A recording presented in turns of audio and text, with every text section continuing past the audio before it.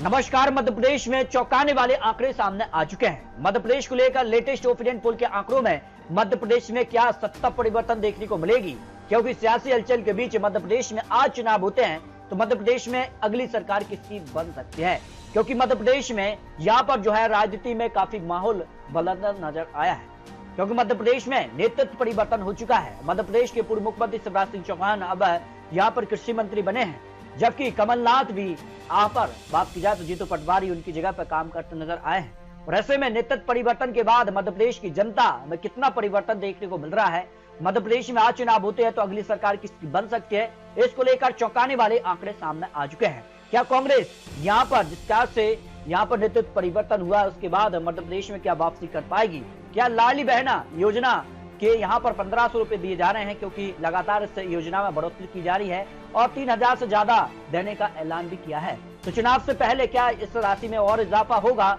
ये भी चौंकाने वाले सवाल सामने आ रहे हैं। क्या इस योजना के दम पर भारतीय जनता पार्टी वापसी करेगी या फिर कांग्रेस कुछ नई योजनाएं लाएगी?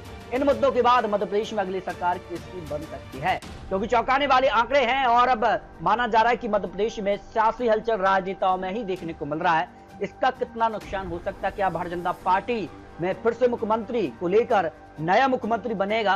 चुनाव से पहले इस तरह की कई तरह की यहाँ पर कयास लगाए जा रहे हैं, लेकिन इस बार जीतू पटवारी विशिष्ट है डॉक्टर मोहन यादव के बीच कड़ी टक्कर देखने को मिलेगी। इस पर ओपिनियन पोल के आंकड़े भी चौंकाने वाले सामने आ चुके हैं।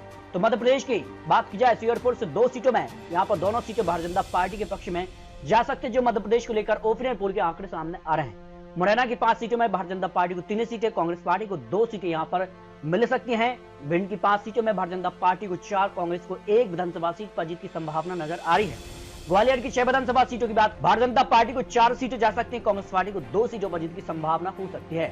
दतिया जिले की 3 सीटों में भारतीय जनता पार्टी को 2 सीटें, जबकि कांग्रेस को 1 सीट पर जीत की संभावना यहाँ पर नजर आ रही है। शिवपुरी की 5 सीटों में भारतीय जनता पार्टी को 4 सीटें, कांग्रेस पार्टी को 1 सीट यहाँ पर मिल सकती है। जबकि बात की जाए यहाँ पर गुना जिले की 4 सीटों में से भारतीय जनता पार्टी को 2 सीटें, 2 सीटों पर ही कांग्रेस पार्टी की जीत की संभावना ओपिनियन पोल में दिखाई दे रही है।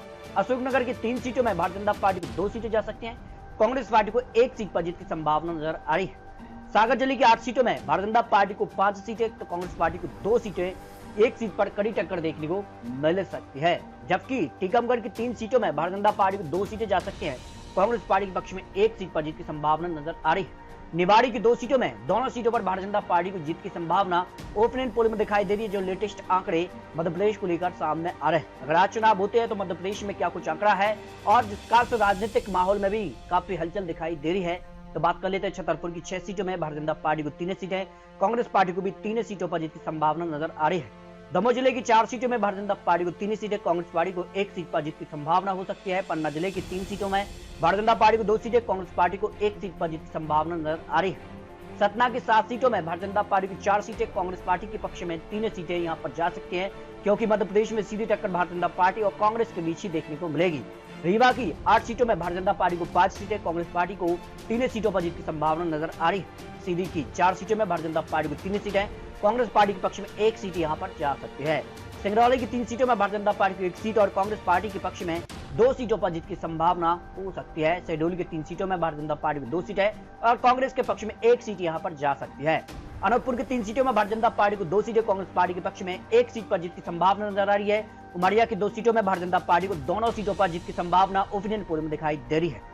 कटनी की 4 सीटों में भारतीय जनता पार्टी को 3 सीटें, कांग्रेस पार्टी के पक्ष में 1 सीट यहाँ पर जा सकती है। जबलपुर की 8 सीटों में भारतीय जनता पार्टी को 5 सीटें, कांग्रेस को 3 सीटों पर जीत की संभावना नजर आ रही है। डिंडौरी की 2 सीटों में भारतीय जनता पार्टी को दोनों सीटों पर जीत की संभावना है। मंडला जिले की 3 सीटों की बात की जाए तो यहाँ पर भी 2 सीटों पर भारतीय जनता पार्टी और कांग्रेस पार्टी को 1 सीट पर जीत की संभावना नजर आ रही है।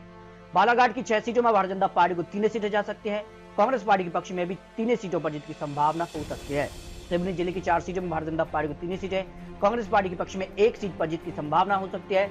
नरसिंहपुर की 4 सीटों में भारतीय जनता पार्टी को 2 सीटें मिल सकती है, कांग्रेस पार्टी को भी 2 सीटों पर जीत की संभावना यहाँ पर दिखाई दे रही है। छिंदवाड़ा जिले की 7 सीटों में भारतीय जनता पार्टी को 3 सीटें, कांग्रेस के पक्ष में 4 सीटों पर जीत की संभावना नजर आ रही है। बैतूल की 5 सीटों में भारतीय जनता पार्टी को 3 सीटें तो कांग्रेस के खाते में 2 सीटें यहाँ पर जा सकती है। हरदा जिले की 2 सीटों में दोनों सीटों पर भारतीय जनता पार्टी की तरफा जीत की तरफ दिखाई दे रही है।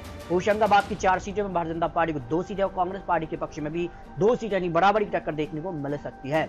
रायसेन जिले की 4 सीटों में भारतीय जनता पार्टी को 3 सीटें मिल सकते हैं, तो कांग्रेस के पक्ष में 1 सीट यहां पर जा सकती है। विदिशा जिले की 5 सीटों भारतीय जनता पार्टी को 4 सीटें और कांग्रेस के पक्ष में 1 सीट पर जीत की संभावना नजर आ रही है। भोपाल की 7 सीटों में भारतीय जनता पार्टी को 5 सीटें, कांग्रेस के पक्ष में यहाँ पर 2 सीटें जा सकती हैं।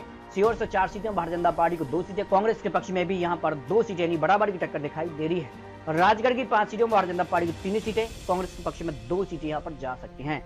अगर मालवा की 2 सीटों में दोनों सीटों पर भारतीय जनता पार्टी एक तरफा जीत की तरफ दिखाई दे रही है। शाजापुर की 3 सीटों में भारतीय जनता पार्टी को 1 सीट, जबकि कांग्रेस को यहाँ 2 सीटें मिल सकती हैं। देवास की 5 सीटों में भारतीय जनता पार्टी की 4 सीटें, कांग्रेस के पक्ष में 1 सीट पर जीत की संभावना हो सकती है। खंडवा की 4 सीटों में भारतीय जनता पार्टी को 2 सीटें, कांग्रेस के पक्ष में भी 2 सीटें यहां पर मिल सकती हैं। बुरहानपुर की 2 सीटों में भारतीय जनता पार्टी को दोनों सीटों पर जीत की संभावना ओपनिंग पोल में नजर आ रही है। खरगोन की 6 सीटों में भारतीय जनता पार्टी की 4 सीटें, कांग्रेस के पक्ष में यहां पर 2 विधानसभा सीटों पर जीत की संभावना नजर आ रही है। बाड़वानी की 4 सीटों में भारतीय जनता पार्टी को 3 सीटें मिल सकती हैं, तो कांग्रेस के पक्ष में 1 सीट पर जीत की संभावना दिखाई दे रही है। अलीराजपुर की 2 सीटों में 1 सीट भारतीय जनता पार्टी और 1 सीट पर ही कांग्रेस के बीच कड़ी टक्कर दिखाई दे रही है। झाबुआ की 3 सीटों में भारतीय जनता पार्टी को 2 सीटें और कांग्रेस के पक्ष में 1 सीट यहां पर मिल सकती है।